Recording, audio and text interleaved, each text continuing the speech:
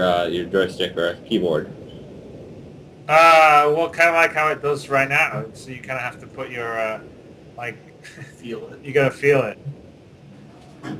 Hey, it's Super D. Hey, Super D. Yeah, hello guys. Oh, Are you the guy we've been missing? I don't know. Okay. I mean, I was scheduled, but Yeah. So you Adamanta, right? what? Sorry? Adamanta. No. David Fay. Yeah, that's me. All right. Okay, we got you. Time's. Oh yeah, it's you're 10 minutes early, but it's better than. Right. Yeah, well, is it okay? No, it's perfectly fine. Alright. Adamanta went missing in action. We don't know where he is. The Spanish Oh, okay. obviously overslept. Yeah, so thank you for having me, because we have a lot of questions. I'm from the French community, and we have a lot of questions for you. Okay, go ahead. Be great to hear it. So where in France are you based? I'm sorry? Where in France are you based? Just out of curiosity. I'm in Paris. Paris? Okay. Yeah. Like- So, what do you want me to start with? I've got long questions and small questions. Whatever ones you want to start with. We got another whatever it is. 7, 8. 8 basically 7.5 hours. So not too long. Yeah. Slowly. Okay, slowly. One question at a time. So the first one, it's about the universe. What is it possible company-wise? You said we can be able to mount a company, but can you automate it with PNGs working for you? Can you have other players working in your company? Yeah, we definitely can hire other players to do things for you. So you can hire other players to haul cargo, other players to do security. And I think when you said you cut out for a second, was that NPCs? Was the other thing you were saying? Yeah, NPCs. Yeah. Yeah. So you can also hire it for the same thing. So NPCs and players are kind of interchangeable as far as that goes, but generally probably a player may be slightly more smart or reliable in some cases. But you're able to supply ships and just hire people to fly them for you, or hire people that have a ship and will do the work for you. And so do you have to pay them? Oh yes. You want me to keep you guys on this? I mean, unless there's someone that'll work for free. But the idea is you'll have to pay either NPCs or real people. NPCs pricing sort of determined on their quality level, and then on the AI side, on the real player side, that's sort of a bit more of a market going rate. But we're thinking of with the plan is to have a rating system. So like when players like I guess in France you probably don't have Uber, but you have, I don't know if there's Yelp in France, but basically both the person that hires the person that hires and the person that gets hired both rate each other at the end of the job. So you can say that was a 4-star or 5-star boss, or that was a 4 or 5-star employee. And so when you're hiring people, you can look at how they were rated in the past. So if someone's got 1 star, you're like, okay, he didn't do a really good job because no one's rated him really high, so you probably wouldn't want to hire that person. Whereas someone that has 4 or 5 stars would be someone that would be, they're pretty good. They're worth a premium price because they got a high rating. Yeah, right. And so to continue on the company, how do you mine? Do you have to have special equipment to mine to start with? Special cannons? Yeah, to mine, you're gonna have to have mining lasers and also other equipment to help collect it. And we haven't fully fleshed it out, but my goal is to have essentially to have a certain amount of skill based in terms of exactly like cracking a seam on an asteroid to be able to say mine the minerals out. And if you don't do it the right way, then you'll probably damage it and won't be able to extract as much or extract any at all. Alright. And so when you have the ore, you have to process it, or can you directly use it to craft materials? No, you basically have to take the ore to somewhere that refines and crafts it, and then that refined whatever it is at that point, steel or whatever, could be somewhere else for a factory that would need it in its construction or whatever. But it's sort of like, think of it the same as a current sort of economic resource chain. Yeah, and so all of this is done by the player. I mean, you can have a company that does the refinery process. Yeah. So by default in the game, in the system, all this is happening. AI is doing it all the time. NPCs are doing it, but a player can step in and take the role of basically the factory owner or whatever, and then be hiring other people or making sure all this is happening. Alright, and so craft-wise, you can create a crafting company. Well, we're going to let you create a company that you could like tweak and sort of build custom spaceships and overclock the equipment for it. So you'll definitely be able to do that. And crafting, I guess, basically owning a factory would be the equivalent of crafting. So it's different than the old sort of Ultima style crafting where you craft like some trinkets or whatever. This is more like you own a factory and you got to make sure that you're getting so much raw materials that would meet your needs for manufacturing so many finished goods. Make sure there's buyers of that, or you're shipping those goods to some planet that there will be buyers. All right, and so you can craft equipment for ships as well and sell them then. Well, yeah, I mean, basically, you could have a factory that maybe builds missiles or builds like laser guns. And you would need to be buying the raw materials, and then you have a certain amount of workers and a certain amount of machinery that would be required to do that, and then you would turn out a certain amount of finished items, and those finished items can be bought by the player base or by the AI base. Alright, and you're limited to a few recipes, or can you create new guns and new equipments? No, you're kind of limited to. I mean, currently our thought is just that you're limited to certain kinds of stuff, and you would take over a location, and maybe you would upgrade the equipment to build a higher quality gun. Yeah. Alright, so you can change the quality of the gun, but not the gun itself. Is that it? I mean, we may have a situation where we decide, okay, we're designing a new kind of gun. Maybe that's an item that you can buy for a bunch of money, like from an R&D company or scientist, and then you could, once you bought that, you could manufacture that gun. And another question about the universe. How much dynamic is the map going to be? I mean, are planets gravitating around the star system? Are solar systems gravitating the same, or is it all fixed on the map? Well, we had that question earlier.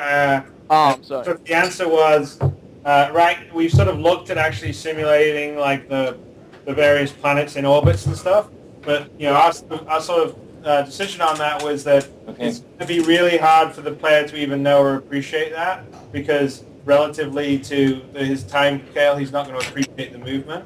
And a lot of times the jump points are going to be relative to the planets anyway. So we sort of decided that maybe that's more an idea that's cool in concept, but in reality the player would never appreciate it, because your nav sphere would always sort of auto-correct for whatever the most recent positions are. So the only way that you would ever really know it would be based on if there was some area or landmark that was always stationary, never moved in that system, which is fairly unlikely, but... Yeah. And so going on that, in freelance you could move around and go anywhere you wanted in a system, and be at a given set of coordinates and say to a friend, can you join me there? And to travel you use the fast lines and jump drives then to go to a system, from system to system. How is it going to work in Star Citizen to travel in the system and in another system? Well, pretty similar. So essentially when you're flying around in the system, you have navigation points on your nav map, which are like the charted ones. But if you sort of fly off the beaten path, and you come across an asteroid field, for instance, you can basically, you've charted that. It will now appear in your nav point, and you can share that with your friends, and they'll know how to get to you. Or you could say, okay, here's my beacon, come fly to where I am, and they can autopilot in pretty quickly. So in regards to that, a lot of similarity was in Freelancer. And then in terms of the outer system travel, that's jump points. So the jump points are the way of going between the different systems and actually being able to travel a great distance in light years in a blink of an eye.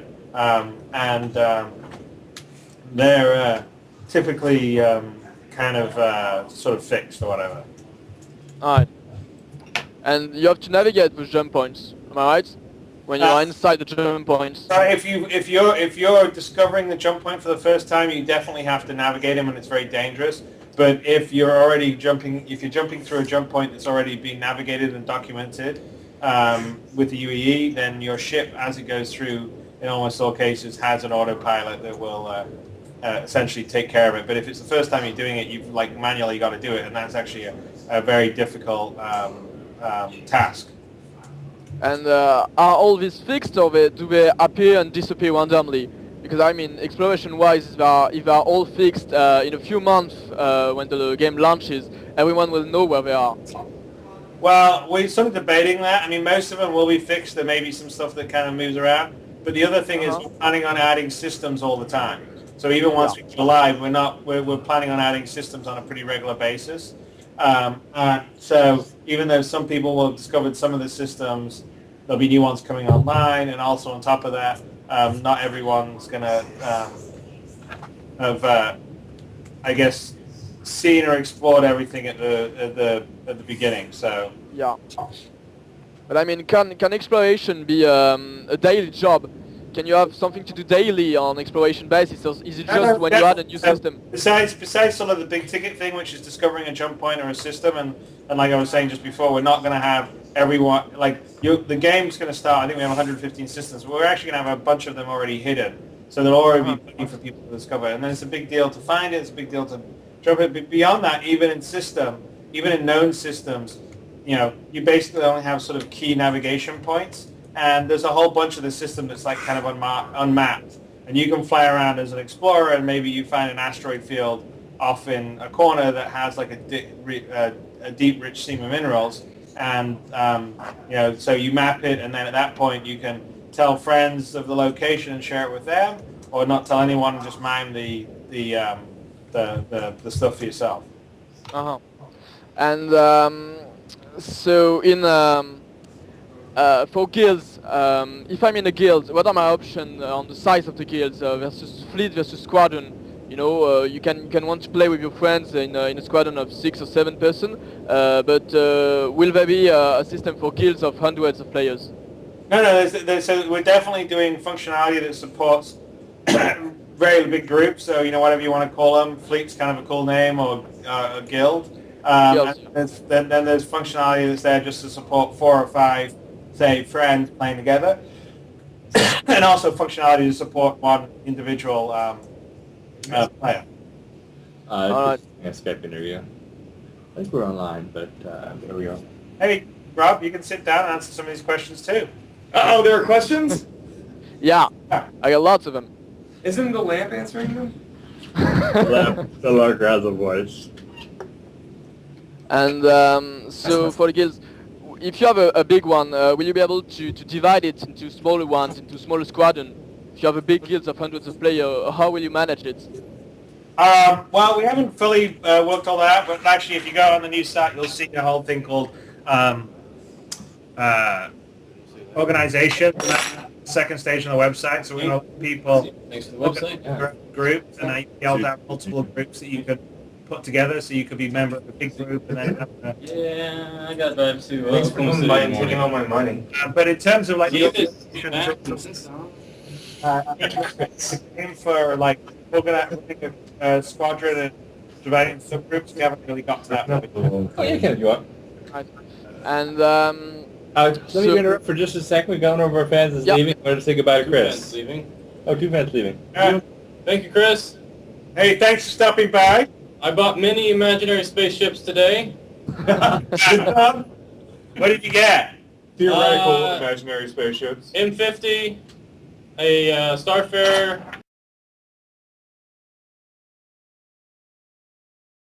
Dude, it's like a trifecta right there. That's pretty good. That's a pretty good bundle. Have you seen the Starfarer conceptual? Yes, we were just standing over there looking at it. We just showed him. Can you guys let everybody else see it? We get to 500,000, which I think we're fairly. Almost there, yeah. Not far where off, Are we, are where we? are we at right now? It can't be too far away. Let's see. We are basically $23,000 away. Yeah, we can make that happen. Jesus. So everyone out there is going, wait, 20,000. I must have something in my I know, couch there was like machine. a- I can see Yeah. the sucker. There must Yeah, we be swapped something. it around. Do you Not think fair, they today. want to see that Yeah. ship? Do you They think gotta want give to see the- that ship? You want to see that ship. You do want to see that ship. Oh, yeah. There's some clarifications that may need to be had, but you want to see it so you can input on what needs to be clarified. There's some space, and then there's some cargo spots. There's some stuff. It's some good There's stuff. some stuff, yeah. Acted. Redacted. All right, cool. Well, thank you very much for Oh, thank you, sir. Thanks for coming by. Thanks for coming coming by and helping out more and us making this game. So that's pretty awesome. So thank you. The contributions help. Thank you, guys. All right. Well, I'm sure. Zane! Who is awake? Wide awake. Wide awake, And Zane. amped. I'm still amped from... Is there coffee? We need coffee. I don't need coffee. I should be throwing my Yokush at the camera. I think you guys are gonna need coffee. We're back, David. Alright. So still on guilds. Can you craft big ships and then share them with the guild? Swap this. So basically, all ships and weapons are manufactured by economic nodes. Generally, in most cases, they're NPC control, but we're going to let players take it over. I don't know, necessarily if a guild can maybe buy out a big capital ship factory. That may be a bit weird. I don't know. But there would certainly be the ability to, if you've got enough funds together, to sort of take over some of the economic nodes. I think RSI wants to let other people build their ships. I don't think that's. Oh no, I'm not necessarily saying RSI, but I'm saying that in general, you can take over some of the economic nodes, and then you're running that business, whether it's whatever it is, producing food, building missiles, who knows. I've got a good question for a late reveal, Chris. Actually, while we're talking about that, what if a player designs a ship that we accept the design for into the live game? Could they then have a factory to build their own ship? That seems cool to me. Yeah, I mean, I don't have a problem with that. Sweet. There you go, something to aim for, fans. So to modding then, because I spent half my childhood chasing girls and the other half modding freelancer. I don't need So I have a few questions about modding. Okay. We already know that if you run your custom server, you'll be able to customize almost everything. Correct me if I'm wrong. You'll be able to modify it just like Freelancer was moddable. But what can you do on the persistent universe? Is there a way to mod something on there? Well, on the persistent universe that we're running, we have to curate it, but we're gonna be running some we're gonna announce something at Gamescom where it's a sort of competition for the community out there to participate and create some content for the game.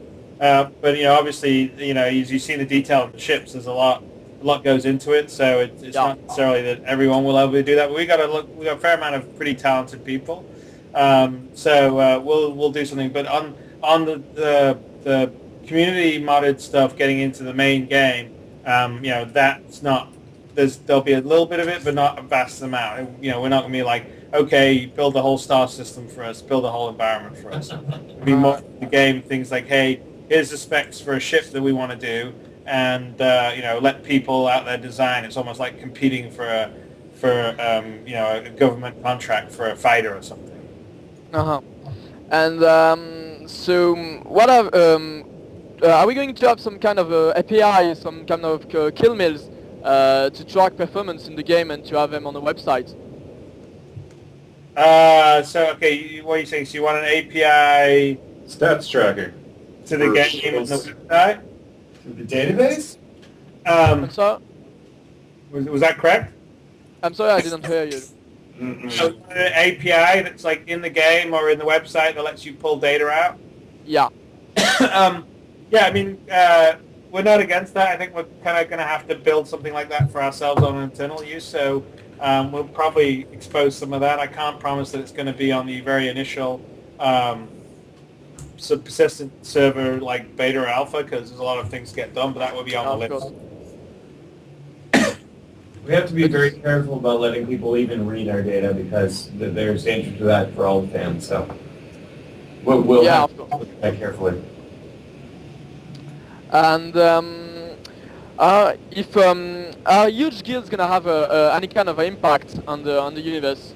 I mean, if two huge guilds collide and go to war, will it impact in any way the universe?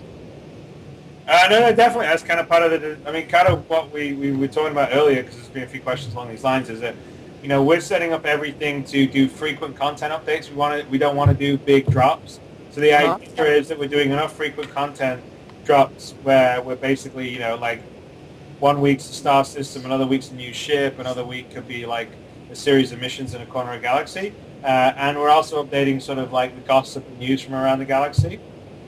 And that's all stuff that is dynamically done, right? So as the players are playing and we're generating content, we're looking at kind of what's happening, who's fighting who, and in our player base, and then that's getting reflected into the fiction that, for instance, we're like going to be pushing around the universe. So, like, if you go into a space bar and you hear about, a turf war between two guilds or squadrons in a certain corner of the galaxy, that could be completely something that's player driven, and we fed it into the system where so someone else in another part of the galaxy can say, oh look, there's combat battle going on over here. And so on ships then, how much ships are going to be in the initial release? Whatever they're doing, man. They're all. I mean, it's all going to be game credits. So, I mean, I think the base ship that you can have when you start is the Aurora, and then, after that, we haven't figured out exactly the appropriate sort of credit to dollar exchange rate, so to speak. And so I think a bit of that factors into it. So we're not sure. It's kind of hard for me to say, okay, this ship's going to be 100,000 credits, or this ship's going to be 10,000 credits, or this ship's going to be 1,000,000. I mean, it's not going to be that.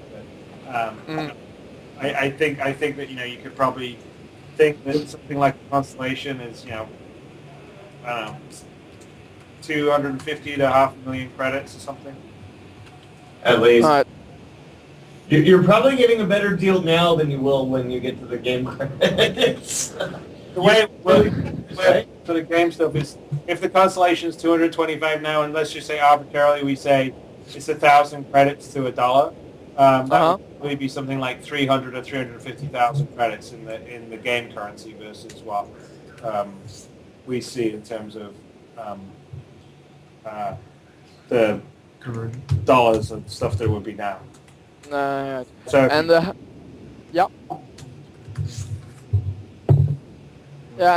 so how many ships are we going to be on launch? Can we see them? I don't know. We basically have committed to 14, but there certainly will be more than that. I can't say exactly how many are going to be, but there's going to be more than 14 that we've announced. There's some Vandal ships for Squadron 42. Some Jean ships. We don't know. Numbers exactly now. A lot. Alright.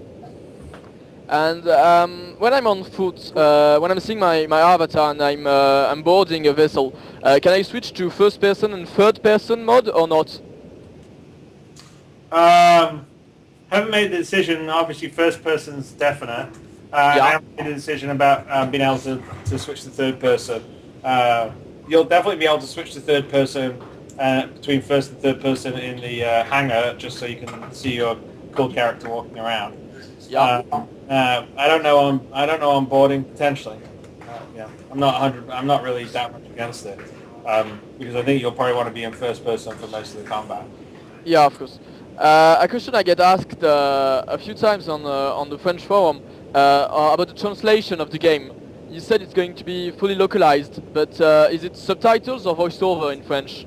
No, it'll be voiceover in French. It'll be so you basically, I think we're doing what they call e-figs, which is English, Italian, French, German, Spanish. So in that will be dubbed as well as subtitled. And to the translation of the website, when is it going to be translated in French? That's a good question.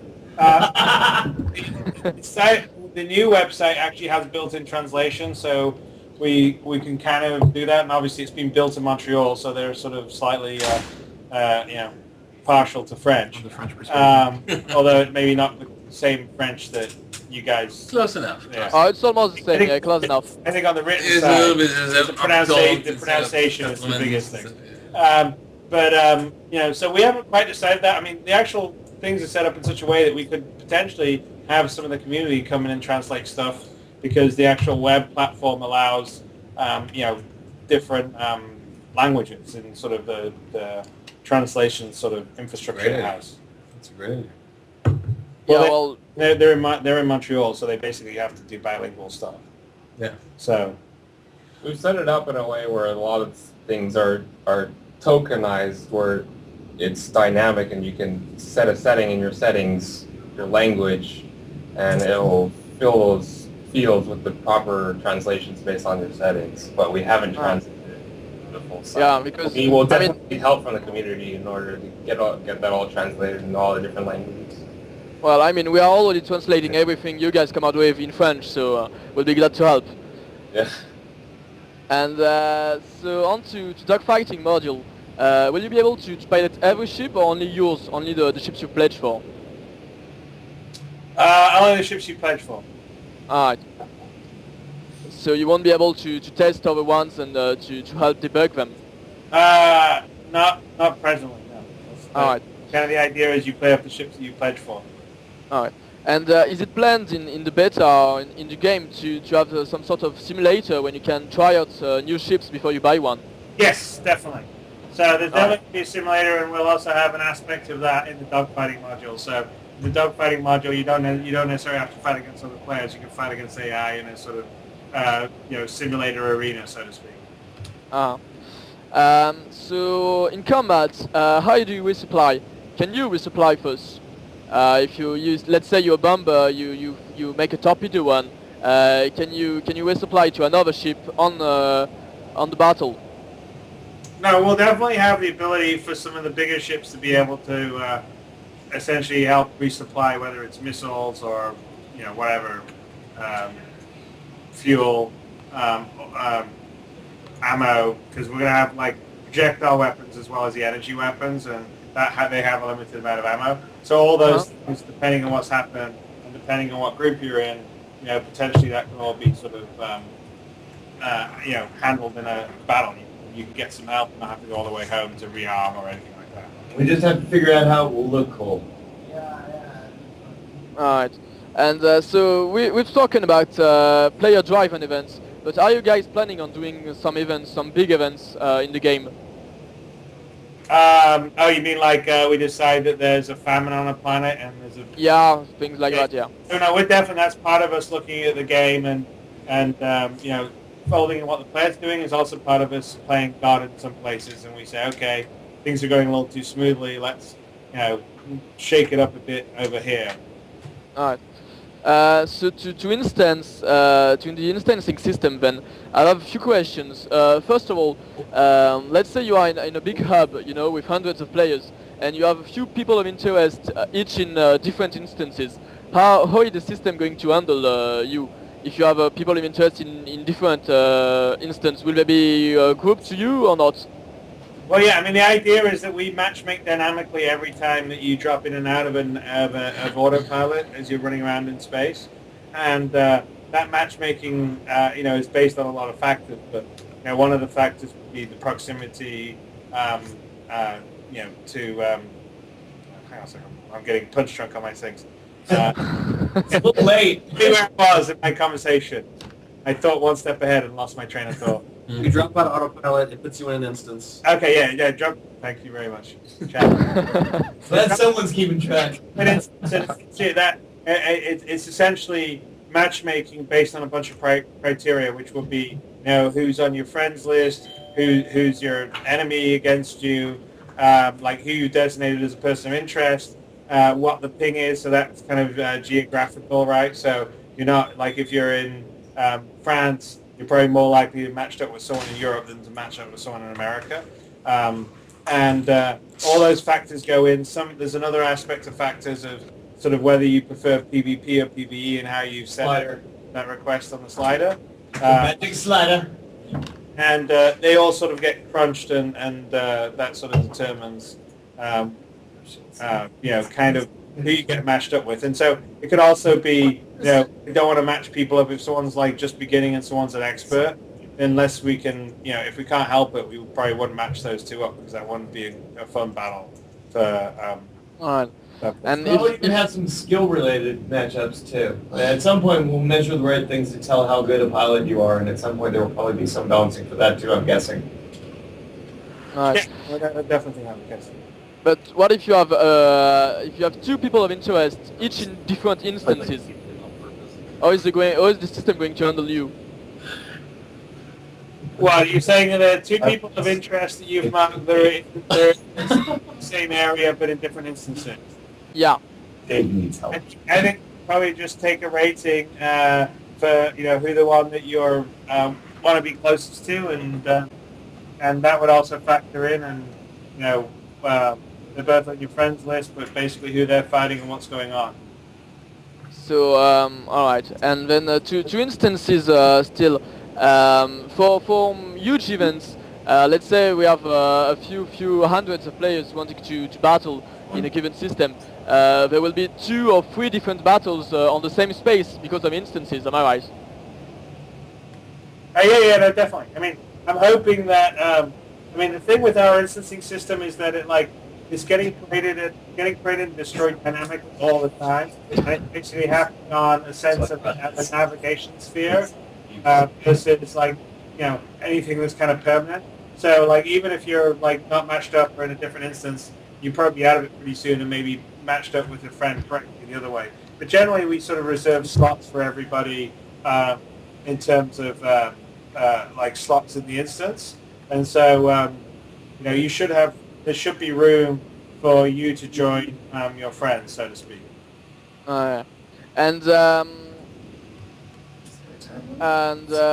another question about repairs you have to perform on your ships.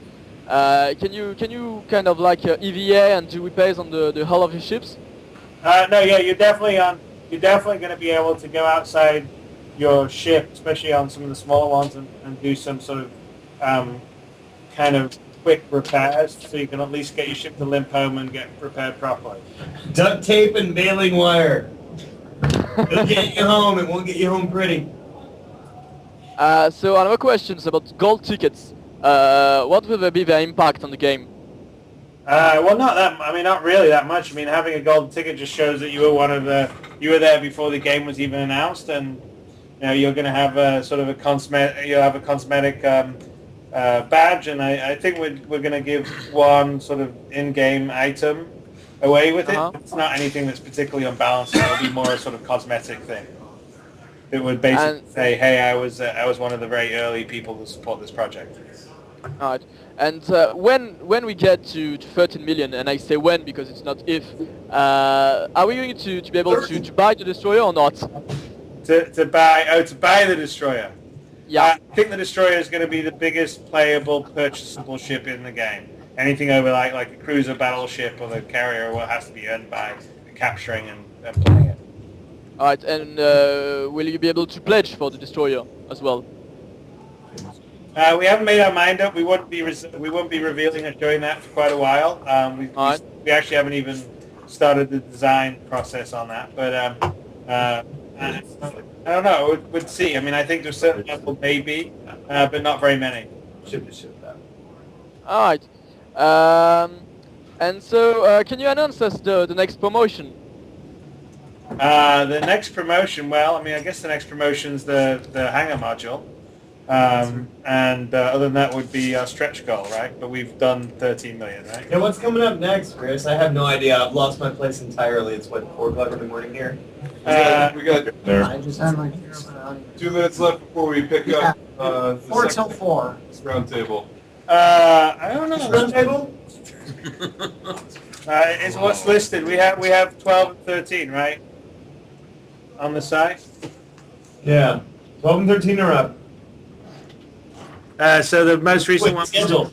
was the CIC one, right? There was the Oculus Rift, and then it was the CIC. 4 a.m. art round there. Oh. Okay. And Part 2. Yeah. one last question. All right, one last question. I gotta One last question, and I let you free. No, it's Well- cool. No, thanks for taking the time to call and ask all the questions, by the way.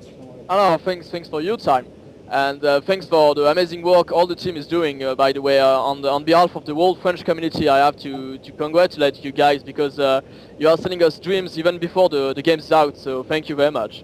Oh, very well, awesome. Well, everyone's doing it. We got a great team, and it's kind of fun building a world in a live manner, which we're doing right now. Even though I'm a little punchy.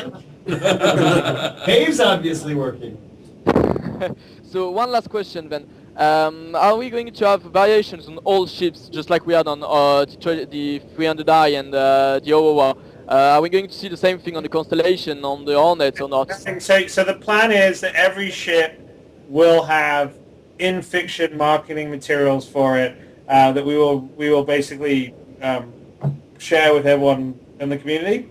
Uh-huh. They're also intended to be in fiction, like in the universe. So if you're down in a ship dealer in Origin, you know, maybe they're playing in loop in the ship dealer, you're seeing the commercial. All right. Or the trade show unveil of the different variants. So what's the next one? Well, it sort of depends. I guess there's a couple that are in contention. So basically, the Hornet, the Freelancer, and the Constellation are all sort of vying for potential ones to be the next one. It kind of depends on some of the asset schedule. The Constellation is pretty much done in an engine and it's animated, but it still has to be set up for its vehicle setup. Freelance is still in construction, although we're pretty getting, it's a fairly decent realized 3D model. Hornet, obviously, we've got the base Hornet, but we still need to do civilian stuff for it. So those are sort of the 3 ones. So it's kind of hard for me to sort of make an estimate of what the one's absolutely going to be the next one. All right. Then thank you very much, and congrats once again. Oh, no, thank you. Thank you for calling in from France. I'll see you. See you in the verse, as Eric says. Oh no! You stole Eric's line. Uh-oh. Star of the show says, see you in the verse. Redacted. Yeah.